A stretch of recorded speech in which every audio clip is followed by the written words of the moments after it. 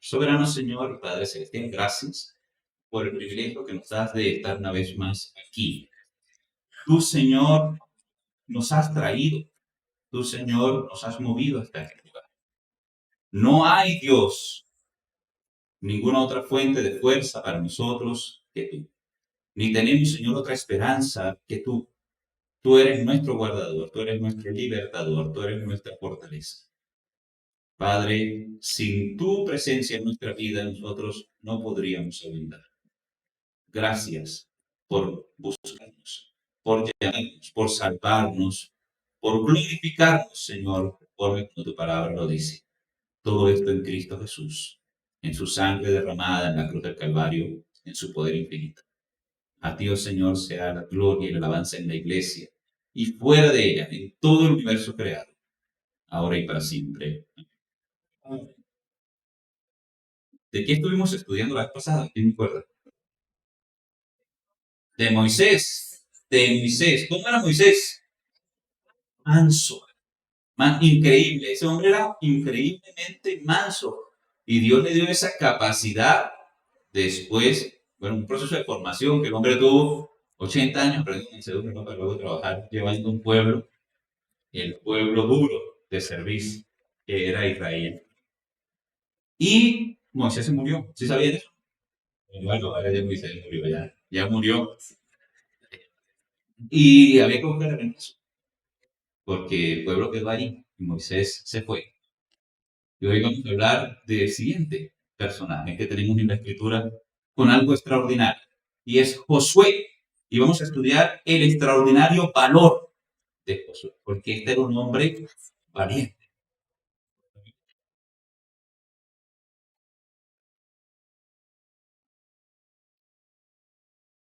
El extraordinario valor de Josué. Y este concepto es interesante, ser valiente. Los conceptos se van construyendo, se van afirmando a través del uso lingüístico, o sea, la aplicación que las personas le dan. Las concepciones culturales modifican los conceptos de los términos.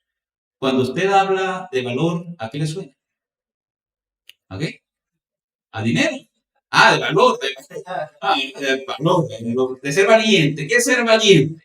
Bueno, vamos a decir, una económica ya. Bueno, ¿ah? Enfrentarse a los retos, ¿qué más? Fuerza, sí, bien, el concepto cultural de fuerza, ¿qué más? Dar la cara. ¿Ah? Ser cazador, oiga, ser cazador, dicen. Ser cazador es muy valiente. También. Bueno, miren qué concepto. El concepto cultural es osadía. La idea de osadía se relaciona con valor aquí osado. El que va y se tira, el que va y hace lo que otro no. El que se arriesga, exactamente. También la idea de destreza. Se relaciona el valor con la destreza. No es lo mismo, pero es un error cultural relacionar el valor con ser muy diestro, muy habilidoso, con habilidades físicas superiores al promedio.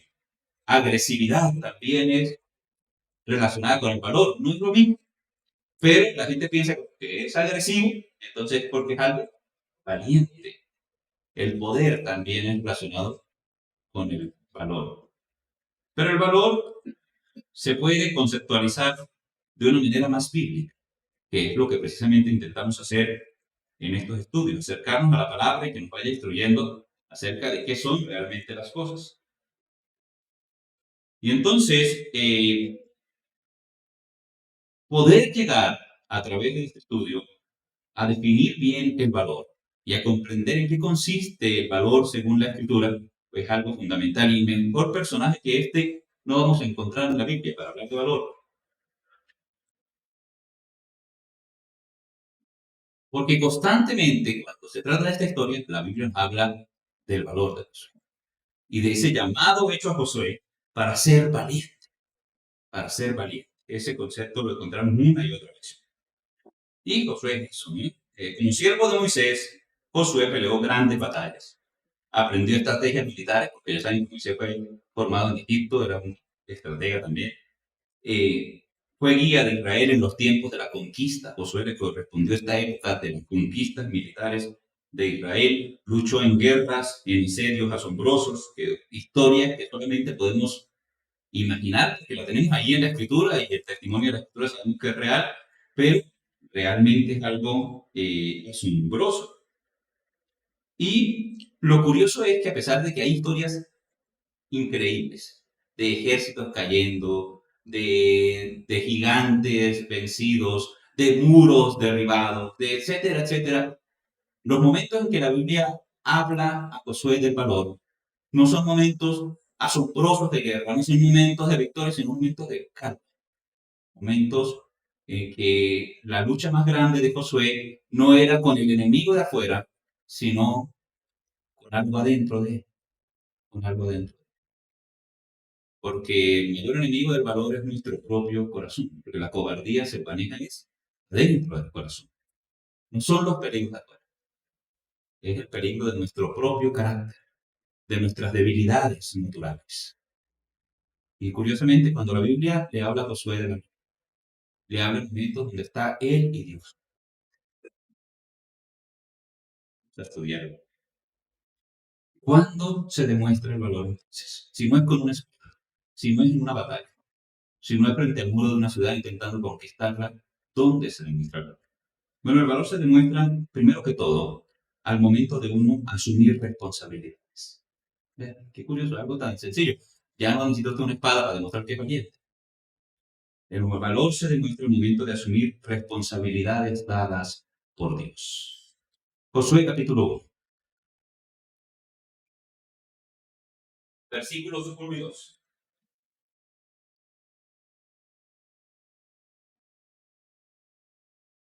Josué capítulo 1, versículos 1 y 2. ¿Están allí? Bueno, vamos a leer la cuenta de 3. 1, 2, 3. Aconteció después de la muerte de Moisés, siervo de Jehová, servidor de Moisés, diciendo: mi siervo Moisés ha muerto. Ahora pues, levántate y pasa este Jordán, tú y todo este pueblo, a la tierra que yo les doy a los hijos de Israel. Dios se había llevado a su siervo Moisés, el hombre más manso sobre la faz de la tierra, había partido, había dejado el pueblo al lado oriental del río Jordán, y el vacío de liderazgo que había quedado en la nación era extremadamente grande. Y Moisés, antes de morir, sabía que eso iba a pasar. Sabía que él iba a tocar morirse. Y que al partir a Israel le iba a faltar un pastor. Entonces, si usted mira el libro de Números en la Biblia, el capítulo 27, abriendo y mira, Números 27, los versos 12 al 20, hay una conversación entre Moisés y Dios, donde Moisés le pide a Dios que al él morir, por favor, le coloque otro pastor a Israel. Le coloque otra persona que siga guiando a Israel. Y Dios dice, bueno, es Josué. Tome a Josué y póngalo delante del pueblo y déle honores para que cuando usted no esté, la gente obedezca a Josué. Para que la gente sepa que usted lo puso como Israel. Qué curiosa. Josué había tenido el momento en que vino Moisés y le dijo, bueno, Josué, vos me vas a reemplazar. Imagínense el sorpresón. Y además hubo un evento público, que está ahí registrado en números 27, números 12 al 20, en que se le dan honores como el siguiente líder. Y usted puede imaginar qué pensaba el pueblo. Ah, miren, vamos a tener otro líder, etc. Pero todavía se puede imaginar todo lo demás. ¿Qué pensaba Josué de eso que le estaba pasando? ¿Qué pensaba Josué, que había visto los motines que le habían hecho a Moisés? Que había visto las peleas que le habían hecho a Moisés. Que habían visto la guerra que le habían hecho a Moisés cuando Moisés le dije, te voy a dejar el puesto. Yo creo que uno piensa, ay, no, déjame otra cosita, mejor. Y te das cuenta en el banco, alguna cosa más interesante, ¿verdad? Dejar ese trabajo no es nada deseable. Ese trabajo no es nada deseable. Pero el Señor había elegido a Josué. Josué era el que tenía que empezar a procesar que ahora el enorme peso que estaba sobre los hombros de Moisés, ahora iba a quedar sobre sus propios hombros. Que su futuro estaba lleno de retos, que su futuro estaba lleno de batallas mayores que las que había vivido como príncipe del pueblo. Él era uno de los príncipes del pueblo, de los personajes principales en el liderazgo político del pueblo, digámoslo así. Pero entonces Dios le dice algunas palabras para para armarle precisamente para que pudiese dar ese paso, para que se quitara esa preocupación que tenía de en sí. Josué, capítulo 1, versos 5 y 6. Vamos a leerlo de la siguiente manera. En esta nave viene el verso 5 y esta nave lee el verso 6. Josué, capítulo 1, versículos 5 y 6. A la cuenta de 3. 1, 2, 3. Nadie te podrá hacer frente en todos los días de tu vida. Como estuve con Moisés, estaré contigo, no te dejaré ni te desampararé.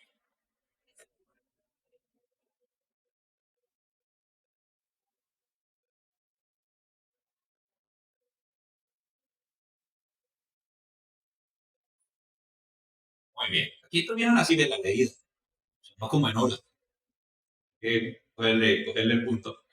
Entonces, Dios le dice, mire, como estuve con Moisés, así voy a estar contigo. Entonces, eso implicaba que Josué podía analizar cómo iba a ser su vida de en adelante, analizando que la vida que tuvo Moisés, de la misma manera, pero con sufrimiento, con problemas, con dificultades. Pero ahí estuvo Dios respaldándolo en todo momento. Y muchas veces fue Dios el que intervino y dijo, no, Él es. Moisés es cierto, Él es. Y lo restituyó muchas veces, digamos, resarció su honor muchas veces. Así ya sabía Josué qué le esperaba a él. Sin embargo, Dios le hace una demanda a Josué. Dice, yo voy a estar contigo, pero no es que vas a ir en coche. ¿Qué le dice? Esfuérzate y sé valiente. Esfuérzate y sé valiente. Entonces, contar con el apoyo de Dios era una realidad para Josué, pero también una realidad para Josué que no iba a estar sentado ahí esperando que todo le saliera, porque como iba a estar Dios a mi lado, sino que él tenía dos cosas, esforzarse y ser valiente. Ahora, ¿qué hay de nosotros hoy? ¿Contamos nosotros con el apoyo de Dios, como Moisés, como Josué? Amén. ¿Qué dice Filipenses 4:13? Todo lo puedo en Cristo que me fortalece. Y entonces, si el Señor nos fortalece, ahí está, el respaldo de Dios. ¿Por qué lo puedo? Porque Cristo me fortalece. Y recuerde que el contexto en el que lo dice Pablo es un contexto de he aguantado hambre, me han perseguido, me han apedreado, me han azotado, me han hecho, pero todo lo puedo en Cristo que me fortalece. O sea, no es que tampoco Pablo fuera, no, era dificultoso, era un camino duro. Y sin embargo, ahí estaba el Señor. En Romanos capítulo 8, versículo 13, la Biblia dice, ¿qué pues diremos a esto? Si Dios es por nosotros, ¿quién contra nosotros? Y entonces, esta realidad de que el respaldo del Señor está en nuestra vida es así, es así. Lo que pasa es que no podemos dejarnos engañar, no podemos dejarnos confundir por esa teología, no diré barata, pero equivocada, desviada, que le dice a uno, no, que como si usted está con Dios es que nada le va a salir mal, si usted está con Dios es que no va a llorar, si usted va con Dios es que de todo se va a sanar, si usted está con Dios es que no va a sufrir. No, porque en la Escritura ninguno de los hombres que han sido apoyados por Dios, hombres que oraban, hombres que servían a Dios, hombres que estudiaban las Escrituras, hombres que vivían para Dios, sufrieron y pasaron dificultades y vivieron enfermedades y hubo oposición contra ellos y sus caminos. Entonces, ¿por qué nosotros no? Dentro de cada uno de nosotros hay un anhelo profundo de no sufrir. Es un instinto natural, un instinto natural. Huirle al sufrimiento es un instinto natural, si no fuéramos masoquistas. Pero la realidad es que el sufrimiento no es una muestra de que Dios nos abandonó.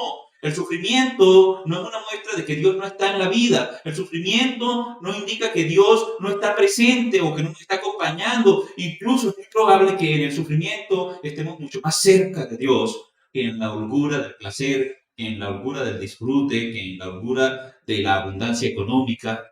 Muchas veces esas cosas se atraviesan entre nosotros y Dios. Y cuando no están, cuando sentimos dolor, cuando sentimos problemas, cuando el problema familiar es más crudo, cuando el problema económico es más crudo, cuando el dolor de la pérdida de un familiar es más crudo, ahí realmente estamos mucho más cerca de Dios. Así que contamos con Dios. Y tenemos que identificar nosotros, así como a Josué le dieron una responsabilidad. ¿Quién me identifica la responsabilidad de Josué en el texto bíblico? Ah, sí, alguien dijo por ahí. ¿Repartir qué? Tú les repartirás la tierra que yo les doy. Entonces tú les repartirás la tierra que yo les doy. ¿Qué trabajito? Porque es que cuando yo digo yo les doy, no quiere decir que ahí no hubiera nadie que iban a encontrar los lotes partidos. No, no funcionaba así. Aquí están las escrituras, tome, que aquí le dejó Dios. No, no fue así. No fue así. Era tierra que había que conquistarla. Tierra había que conquistarla. Dios dijo, yo se los doy. Pero esa tierra había que conquistarla. Y entonces miren este lenguaje del Señor, que nos muestra que las victorias que Dios nos da, ya las tiene listas, pero el trabajo de conseguirlas también hay que vivir. Hay que vivir, es necesario. Ahora, ahora que ya sabemos cuál es la responsabilidad de Josué, cojan la tierra y repartan, conquiste la tierra, entre y repártale a ese pueblo que es difícil. Repártale la tierra a ellos. A ver cómo nos pone de acuerdo. Listo. Pero ahora nosotros aquí, usted ahí en su vida, porque cada uno de nosotros conoce la propia vida, tenemos que identificar cuál es la responsabilidad que Dios le ha dado a usted. Sobre nosotros hay una responsabilidad. Usted la siente ahí. De pronto el Señor le dio un hogar, de pronto el Señor le dio unos hijos, de pronto el Señor lo puso en una posición donde otras personas lo escuchan como autoridad, los que son profesores, por ejemplo, y los que son jefes en una empresa. Dios les dio a usted un puesto de autoridad. De pronto el Señor le dio simplemente por gracia personas, vecinos, amigos que lo buscan, familiares que lo buscan, personas con las que usted puede estar. Y ahí hay una responsabilidad. Dios le está colocando a usted una responsabilidad. Y se necesita tener valor primero para aceptar la responsabilidad y para esforzarse por hacer lo que tenemos que hacer con esa responsabilidad que Dios nos ha dado. ¿Por qué? Porque vivimos en un mundo que nos va a querer convencer de cualquier manera de que seamos completamente egoístas. Egoístas, sin sacrificios, sin esfuerzos alguno. Ah, y el hogar está difícil, para eso se inventó el divorcio. ¿Verdad? Una vida, una salida egoísta. Una salida bien egoísta. Hasta muy fea la cosa. ¿Por qué va a sufrir? Sálvese de y ya. Está muy malo el hogar, abandone. Deje el hogar. Deje que la muchacha críe sola. Eso es un camino egoísta. Y entonces te das cuenta que simplemente basta mirar el mundo en el que vivimos y darnos cuenta que gente egoísta es lo que sobra en este mundo. Hay suficientes hombres inestables, inmaduros en el mundo. No hay necesidad de hacer mucho esfuerzo para encontrar. La Biblia dice, en cambio, hombre de verdad, ¿quién lo hallará? Qué difícil. Hay suficientes mujeres que renuncian y que huyen y que cambian de pareja, y cambian los pantalones. Eso lo hay. Eso ya abunda. Los creyentes estamos llamados a ser confiables. Porque Dios es fiel. El término fiel indica que siempre es igual. Recuerda que explicaba que fiel es una herramienta de la zapatería. Cuando usted compra el número 40, eso lo hicieron con un fiel. O sea, ese es el molde y usted sabe que ese le va a quedar. Porque el pasado 40 también le quedó. Y son exactamente iguales. Es la orden exactamente. Y esa es la idea de que uno está llamado a ser confiable, a ser siempre estable. La inestabilidad propia de la juventud y de los señores con crisis de la mediana edad, entonces eso no tiene sentido para el cristiano. Nosotros no estamos llamados a la inestabilidad, no estamos llamados a ser inestables, estamos llamados a ser confiables. Un meme que dice, es lo que un hombre hace, eso es lo que un hombre hace. Y es la idea de que hay cosas que son naturales del varón. Y más allá, hay cosas que sean naturales de los creyentes, que no solamente de los varones, sino de los creyentes. Los creyentes están llamados a ser confiables. Miren primero los Corintios, capítulo 16, versículo 13. Por ejemplo, ahí nos dice la Biblia, 1 Corintios 16, 13. La escritura nos dice ahí, velad, estad firmes en la fe, portaos varonilmente y esforzados. se espera, por ejemplo, de los varones, esa conducta bien, firme, fuerte.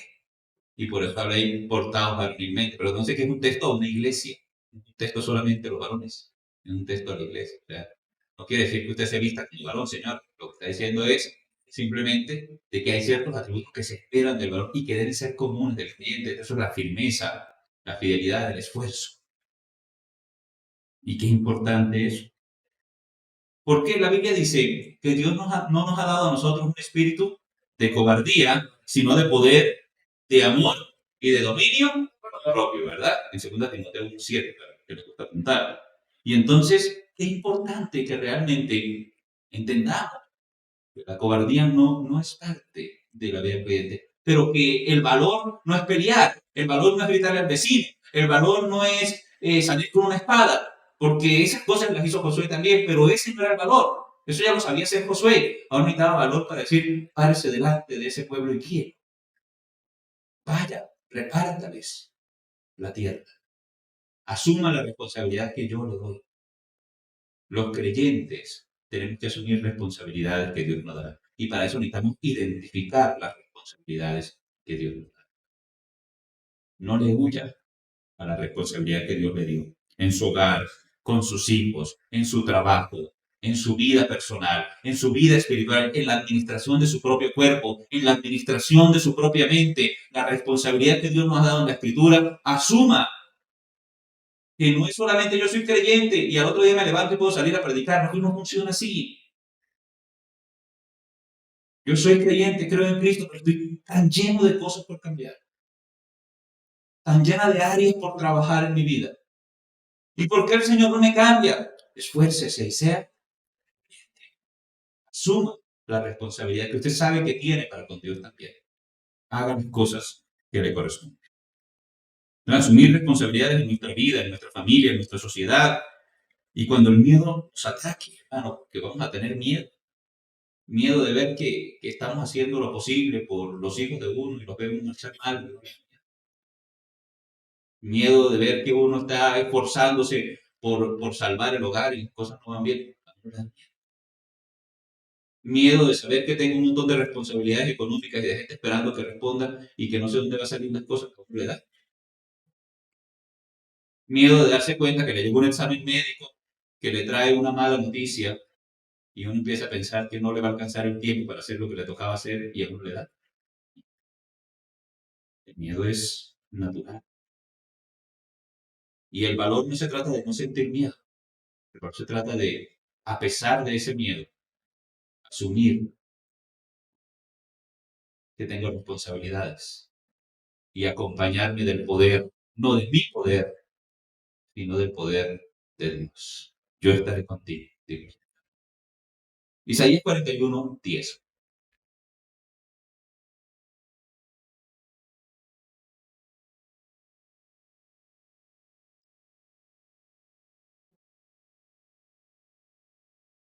Isaías 41:10. Juntos, a la cuenta de 3, con fuerte voz, leemos Isaías 41:10. ¿Están allí? Dice la escritura. 1, 2, 3. No temas, porque yo estoy contigo. No desmayes, porque yo soy tu Dios que te esfuerzo. Siempre te ayudaré, siempre te sustentaré con la diestra de mi justicia. Oiga, se griego nomás, ahí de escuchar esas palabras del Señor. ¡Qué maravilla! Siempre te ayudaré, siempre te sustentaré, pero yo te esfuerzo. Ese es esfuerzo, ¿no? Cuando uno va al que le entrena, él no levanta la pesa a uno, pero le dice, usted puede. Esa es la idea y te animo. Yo te animo a seguir, a dar más de lo que podrías dar, de lo que piensas que puedes dar. ¿Verdad que uno tiene un límite mental? Un límite mental. Y uno no sabe qué tanto puede dar porque ese límite mental no le deja seguir. En todas las áreas de la vida es así, no solo en la parte física. Igualmente el Señor dice, yo soy tu Dios que te esfuerzo. Entonces, la primera manera en que Dios le pide a Josué, que era un guerrero, que había peleado batallas, que había matado enemigos, que había tomado ciudades, que había derribado gigantes en batalla, era un hombre, un guerrero, y Dios le dice, esfuérzate y sé valiente, porque ahora tendrás que asumir una responsabilidad. Entonces, ¿entendemos? La primera manera de mostrar el valor es asumiendo las responsabilidades que Dios nos da. Usted está aquí sentado. Los responsables de que esta iglesia funcione, no soy solamente yo, que el hermano sabe, los que han estado conmigo en reuniones saben que los pastores hoy estamos y mañana no sabemos dónde nos manda el Señor. Y tenemos que ir donde nos manda. Pero ustedes están aquí, los responsables de este lugar, los responsables de que aquí se predique la palabra, los responsables de que aquí se sigan reuniendo las personas a escuchar la palabra del Señor, son ustedes. Son sus responsabilidades como creyentes. Si usted nota que algo no está funcionando bien, el Señor lo está llamando a hacer que algo funcione bien. Porque el que ve el defecto en el funcionamiento es el que Dios está llamando a trabajar en la vida. Qué importante eso. Yo sé que no les gusta, pero es la palabra. Ahora, el valor también se demuestra al momento de ser fiel. No solamente de asumir la responsabilidad, sino de ser fiel a la palabra dada por Dios. Y miren esta segunda parte, Josué capítulo 1, versículos 7 al 9.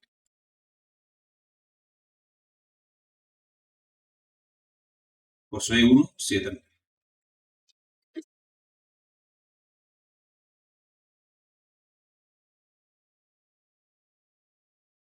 Bien, yo voy a leer el 7, esta nave lee el 8 y esta nave lee el 9. ¿Listo? Comienzo entonces, dice la escritura. Solamente esfuérzate y sé muy valiente para cuidar de hacer conforme a toda la ley que mi siervo Moisés te mandó.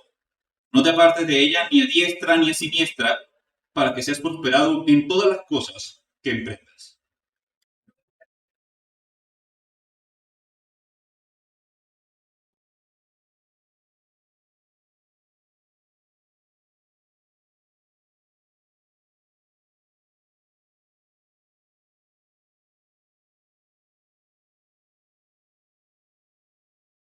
Mira que te mando que te esfuerces y seas valiente. No temas ni desmayes, porque Jehová tu Dios estará contigo en donde quiera que vayas. Dios es muy sabio. No solamente te dice aquí está la responsabilidad, sino que te dice aquí está la herramienta para que hagas el trabajo. Porque es que Dios sabe que nosotros no tenemos esa capacidad. ¿Y cuál es la herramienta de Josué? Para que la que tenía que tener en su boca todo el tiempo, la que tenía que tener en su mente todo el tiempo, la palabra de Dios. Nunca se apartará de tu boca este libro de la ley, sino que de día y de noche meditarás en él para que guardes y hagas conforme a todo lo que en él está escrito. Entonces harás prosperar tu camino y todo te saldrá bien. Comenzar un camino es cosa que muchas personas hacen. Es un reto que muchos asumen. Comenzar el camino.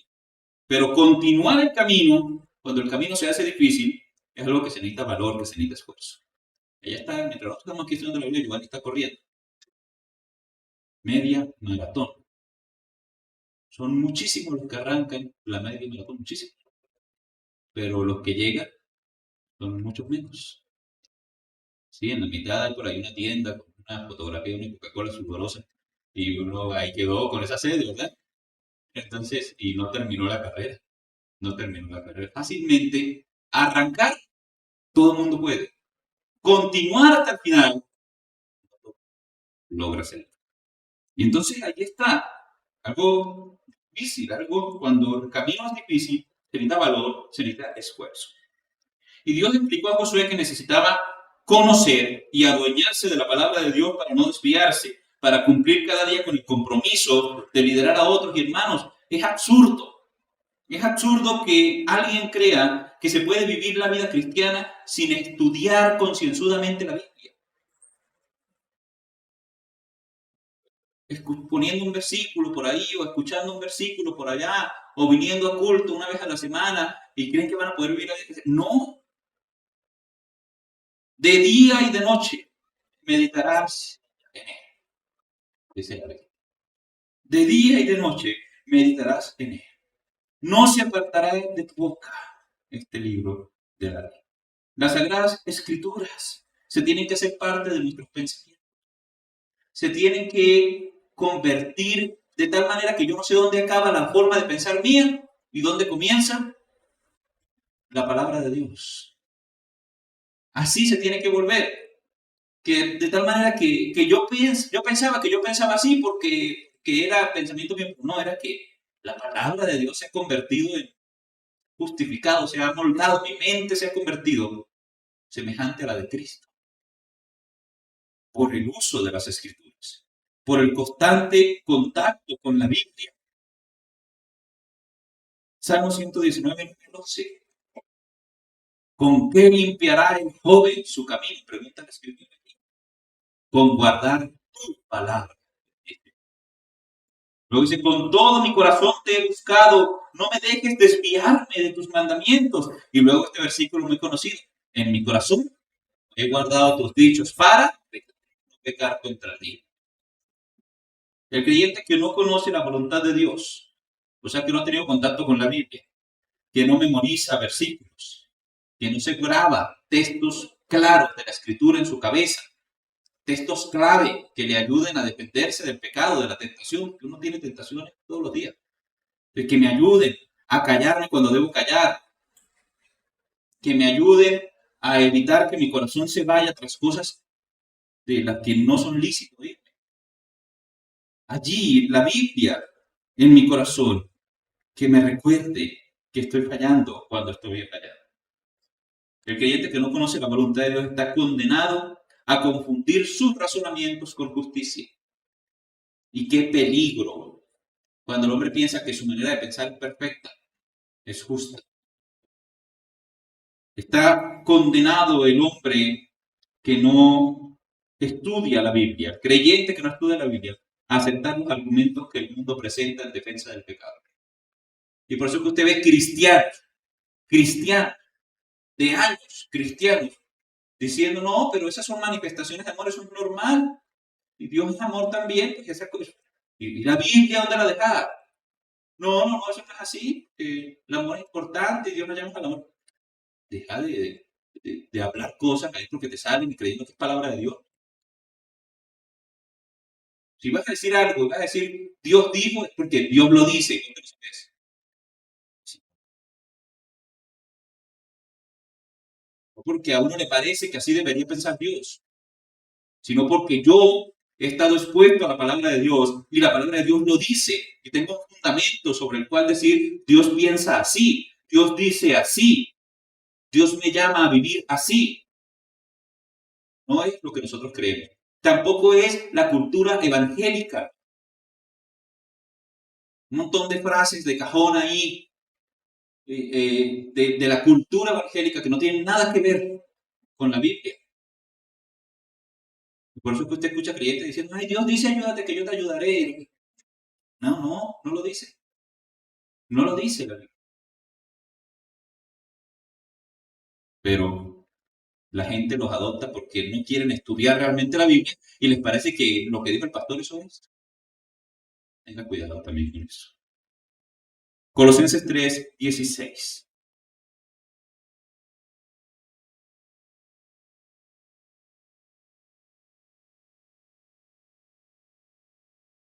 Colosenses 3:16. Leemos juntos la palabra del Señor. Y dice la Biblia. 1, 2, 3. La palabra de Cristo more en abundancia en vosotros, enseñándoos y exhortándoos unos a otros en toda sabiduría, cantando con gracia en vuestros corazones al Señor, con salmos, himnos y cánticos espirituales. ¿Cuánta palabra de Dios se necesita en el corazón de uno? Mucha, abundantemente. Ese es. More abundantemente. ¿Cuánta Biblia es suficiente?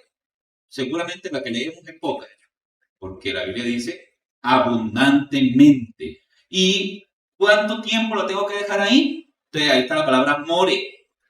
¿More es qué? Que esté ahí permanentemente. La Biblia, la palabra que Cristo ha dado, esté permanentemente en tu corazón y en bastante cantidad, abundantemente.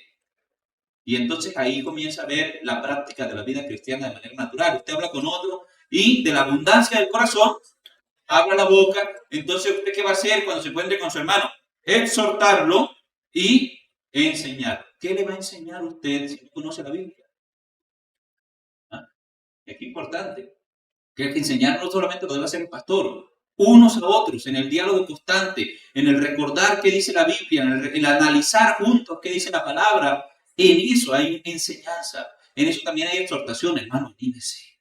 Yo sé que está pasando por una situación dura, yo sé que está pasando por una situación difícil, estoy orando por usted, pero además de eso la Biblia dice esto. Y a veces estamos así como que no sabemos dónde coger, qué versículo le digo a este hermano, no me lo sé, no tengo nada que decirle. Sabiduría viene de la palabra del Señor. Y ese efecto de la Biblia también actúa en nosotros, cantando en vuestros corazones al Señor. Salmos, signos y cánticos espirituales. Este versículo nos muestra entonces la importancia de la palabra del Señor. Y vean, el valor se demuestra al momento de ser fiel a la palabra dada por Dios. Muchos comenzaron el camino del cristianismo y ya no están. Y la razón por la que no están es porque cuando tenían que aplicar la Biblia a sus vidas, les faltó valor y esfuerzo. Valor y esfuerzo. Y no fueron capaces de vencer sus propios instintos naturales, sus propios deseos carnales o sus propios intereses materiales, y por lo tanto hoy no están aquí sentados. Y no es necesario mencionar ninguno, y usted sabe que hay muchos que aquí comenzaron, y usted los vio y ya no están. Y están en el mundo. Amaron más el mundo. Porque no adoptaron la palabra de Dios como un estilo de vida. Estuvieron religiosamente sentados. Y eso ya no depende del pastor. Eso ya no depende de si el compañero de asiento en la iglesia me cae bien o no me cae bien. No depende de eso. Depende de usted y de Dios. Porque los momentos en que Dios le pide valor a Josué son los momentos en que solamente estaba Dios y Josué. Ahí ya no había enemigos. Ahí ya no había muros. Ahí ya no había batallas. Ahí ya no había gigantes. Eran Dios y Josué.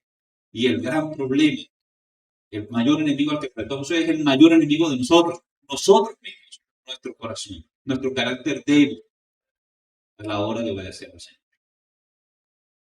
Seamos fieles entonces. Por último, el valor se demuestra al momento de dejar a otros el lugar que Dios nos da. También llega ese momento. Y se necesita mucho valor. Josué 23, 1 al 3.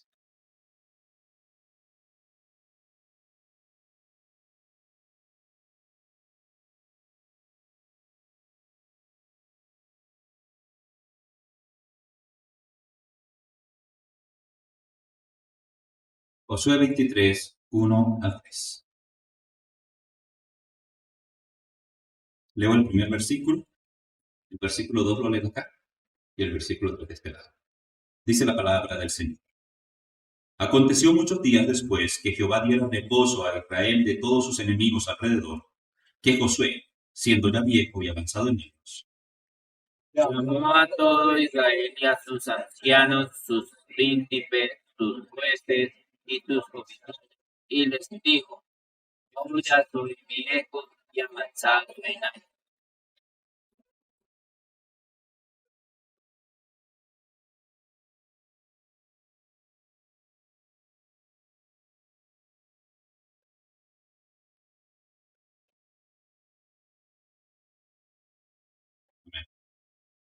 delante de Josué se detuvieron ríos. Era un río impresionante. El río Jordán se detuvo para que ellos pasaran. Ahí comenzó Dios. Cayeron muros. Todo el mundo conoce la historia. Muros de Jericó. Se humillaron reyes. Se detuvo el sol. Se detuvo el sol, es literal. En su ejército pelearon avispas. Delante de ellos cayeron gigantes. Gigantes. Hombres enormes. Armados hasta los dientes y con enormes armaduras también cayeron delante de ellos. Josué repartió las tierras a las 12 tribus de Israel como Dios le había mandado, pero le pasó lo mismo que a Moisés. Esa batalla que a todos nos llega y que sabemos que al final no vamos a poder ganar. se envejeció, se envejeció. Con la vejez se acercaba el tiempo de irse de este mundo, era tiempo de dejar que otros siguieran sin él. Pero había una última batalla que dar, por la continuidad y la fidelidad, no de él, que ya había pasado por la prueba, que ya había asumido la responsabilidad y que se había aferrado al libro de la ley de Dios, de día y de noche meditando en él, guardando todo lo que Dios le decía, para que Jehová prosperara su camino y le fuera bien. Y así lo hizo. Y Dios prosperó su camino. Y como dice él ahí, Jehová nuestro Dios ha peleado por vosotros, le dice al pueblo. Dios lo respaldó en todo momento, pero llegó el tiempo de dejar que otro siguiera sin él. Y aquí hay dos cosas que decir. Que a todos nos llega el momento de dejar que otro tome sus decisiones espirituales y sus propios caminos en la vida y de pasar a ser un observador, un consejero, un amigo, pero ya no tenemos la autoridad de llevarnos a otro con nosotros obligado para la iglesia, que quisiéramos sí, porque aquí otro no quiere, pero a veces no podemos. Y también una realidad es que para los que son más jóvenes, llega un momento en que uno tiene que caminar solo, camino de la fe. Que ya mamá no me empuja, que ya mamá no me para, que ya no me llevan obligado, que ya no me dan para aprender, sino que es de lo que yo trabajo y tengo que decidir si lo hago o no. Que ya llega un momento donde Dios deja de ser el Dios de mi papá y que no nos pase como a Jacob, que llegó a viejito diciendo, el Dios de mi papá, no sé qué, el Dios de mi papá y mi Dios. ¿Dónde está mi decisión de seguir a Cristo? Mi decisión de seguir a Dios sin que nadie me empuje. Que mi papá pueda descansar sabiendo que el día que él no esté, igual yo seguiré a Cristo hasta el final. Que el destino que él tenga en la eternidad, si es que él me guió a la fe, pues es el mismo destino que yo voy a seguir. Y que eso hará que nos encontremos por toda la eternidad. Esa esperanza, ese legado. Josué se envejeció y quiso asegurarse de que los que venían detrás siguieran. Ahora, estoy seguro yo que ninguna batalla fue tan angustiante para Josué como el hecho de partir de este mundo, porque es una batalla muy dura. Pero Josué supo darle instrucciones al pueblo hasta el final y encomendarle seguir en obediencia a Dios. Josué 24, por favor.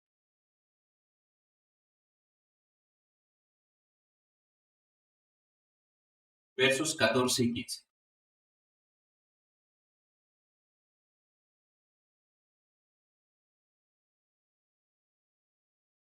Voy a leer el 14 y ustedes leen el 15. ¿Listo? Dice la palabra. Ahora pues, temed a Jehová y servidle con integridad y en verdad. Y quitad de entre vosotros los dioses a los cuales sirvieron vuestros padres al otro lado del río y en Egipto, y servid a Jehová. Servir a Jehová, escogeos hoy a quien sirváis, y a los dioses a quienes sirvieron vuestros padres cuando estuvieron al otro lado del río, o a los dioses de los amorreos en cuya tierra habitáis, pero yo y mi casa serviremos a Jehová. Ahora, note que hay dos mandamientos ahí. Al principio, en el versículo que yo leí. ¿Cuáles son? Temer y servir. Son dos verbos que hay ahí. Servir a él. Servir a él. Y entonces, temer y servir. ¿Qué queremos nosotros de los que vienen detrás de nosotros en el camino de la fe? Que teman al Señor y le sirvan al Señor. Son las dos victorias que pueden tener. Que en su corazón haya temor real a nuestro Dios. Y que en su corazón también haya una disposición real de servirle al Señor. Temor y servicio. Esas fueron las dos últimas instrucciones de este asombroso hombre, este hombre valiente, quien a pesar de haber dirigido un pueblo enorme durante toda su vida, tuvo que ser un excelente líder familiar. Asombroso también. Y es que a veces pensamos que estamos tan ocupados con las cosas de afuera que es normal que descuidemos a los que tenemos en la casa. Que es normal que no sepamos si los hijos leyeron o no leyeron la Biblia. Que es normal que no sepamos si oraron o no oraron, porque como estamos todos tan cansados, todos trabajamos, todos salimos. Pero es que estamos viendo a un hombre que dirigía un pueblo de millones de personas, que peleaba batallas, que planeaba estrategias militares, que distribuía alimentos, que edificaba ciudades. Nadie podía estar más ocupado que Josué. Nadie aquí puede estar más ocupado que lo que estaba Josué. Y sus últimas palabras, ustedes verán a quién le van a servir, pero yo y mi casa serviré. O sea que él conocía el corazón de su mujer, y conocía el corazón de sus hijos, y conocía el corazón de sus nietos, y seguramente conocía el corazón de sus bisnietos, y sabía que aunque todos los demás se fueran y volvieran, porque al comienzo de este discurso él les dice, Abraham vivió allá del otro lado del río, y Abraham sirvió a cosas que no eran dioses, a dioses que no son dioses, allá, hasta que Dios lo llamó y lo trajo hasta acá.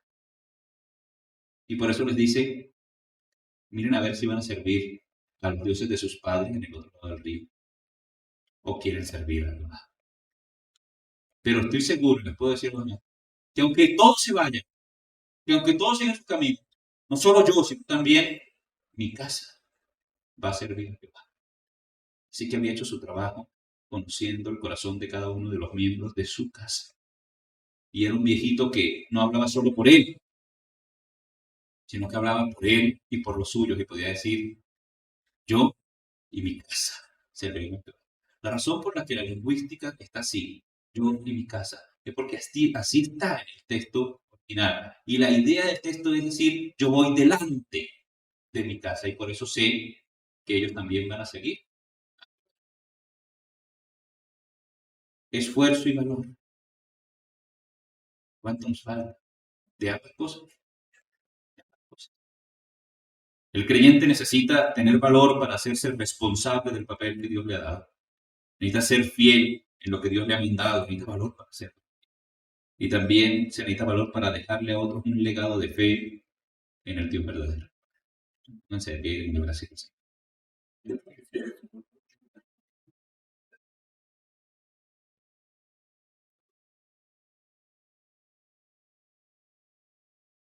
Soberano Señor, Padre nuestro, tú que nos has llamado a tu camino, Señor, y que nos has dado una responsabilidad, que nos has dado, Señor, unas personas a las cuales cuidar espiritualmente, unas personas, tres amigos, familiares, subordinados, de las cuales ver más allá de lo material y pensar en lo espiritual, sabiendo, Señor, que aunque gastemos nuestros días consiguiendo cosas materiales, no podemos garantizar el éxito de los que vienen detrás de nosotros. Pero si ellos deciden seguir a Cristo de corazón, entonces no importa si no hay bienes materiales, no importa si no hay libertades, no importa si hay opresión, no importa si colapsa el país, no importa si hay problemas políticos, no importa si hay problemas de persecución, no importa nada, Señor, porque si están contigo, entonces tendrán la victoria asegurada, Señor. Concédele a los nuestros, a los que amamos, seguir el mismo camino que nosotros, y concédenos el valor y el esfuerzo que necesitamos para asumir las responsabilidades que nos has dado y ser fieles a tu palabra hasta el último día de nuestras vidas. A ti sea la gloria y la honra por los siglos de los siglos. Amén.